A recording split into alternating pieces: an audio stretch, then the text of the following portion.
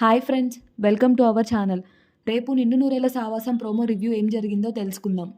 బాగి road మీద కూరగాయలు తీసుకొని వస్తూ ఉండడం చూసిన కరుణ అప్పుడు అమర్కి బాగిని చూపిస్తుంది. ఇంకా దాంతో బాగి ఎక్కడ అమర్ చూసేస్తాడేమో అని భయంతో ఒక చోట దాక్కుంటుంది.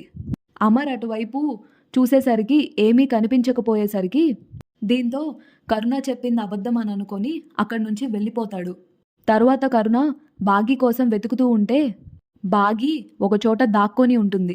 అప్పుడు బాగి మనసులో ఇప్పుడు కరుణ గనుక నన్ను చూస్తే ఖచ్చితంగా ఆయనకి చెప్పేస్తుంది అని అనుకుంటూ ఉంటుంది. ఇంకా అలా బాగి టెన్షన్ పడుతూ ఉంటే కరుణ కూడా చుట్టుపక్కల పరిసరాలన్నీ పరిశీలిస్తూ ఉంటుంది. ఇంకా అలా కరుణ ఒక ట్రాఫిక్ పోలీస్ దగ్గరికి వెళ్ళి, సార్, ఇక్కడ సీసీటీవీ ఫుటేజ్ ఉంది కదా, ఒక 10 నిమిషాల క్రితం మా ఫ్రెండ్ ఒక ఆవిడ ఇటువైపుగా నడుచుకుంటూ వెళ్ళింది, అది మీ కెమెరాలో రికార్డ్ అయి ఉంటుంది కదా, ఒక్కసారి ఆ కెమెరా చూపించండి సార్ అని అడుగుతూ ఉంటుంది. అప్పుడు ఆ ట్రాఫిక్ పోలీస్ సీసీటీవీ కెమెరా ఫుటేజ్ని కరుణకి చూపిస్తాడు. ఇక అందులో బాగి నడుచుకుంటూ వెళ్ళడం రికార్డ్ అవ్వడంతో అది చూసి కరుణ ఒక్కసారిగా షాక్ అయిపోతుంది. బాగి కూడా కరుణ ఫుటేజ్ చూడడం చూసి ఎంతో టెన్షన్ పడుతూ ఉంటుంది. అప్పుడు కరుణ ఆ ట్రాఫిక్ పోలీస్ ఆఫీసర్ని, సార్, కాస్త ఈ ఫుటేజ్ని నేను తీసుకోవచ్చా అని అడుగుతుంది. ఇంకలా ఆ ట్రాఫిక్ పోలీస్ వీడియోని కరుణకి పంపిస్తాడు.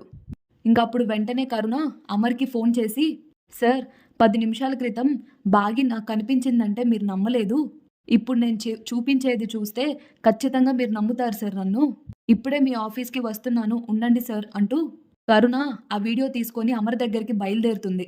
ఇదంతా చూస్తున్న బాగి ఎంతో టెన్షన్ పడిపోతూ ఉంటుంది. అలా బాగి కూడా కరుణ వెనకే ఆటోలో ఫాలో చేస్తూ ఉంటుంది.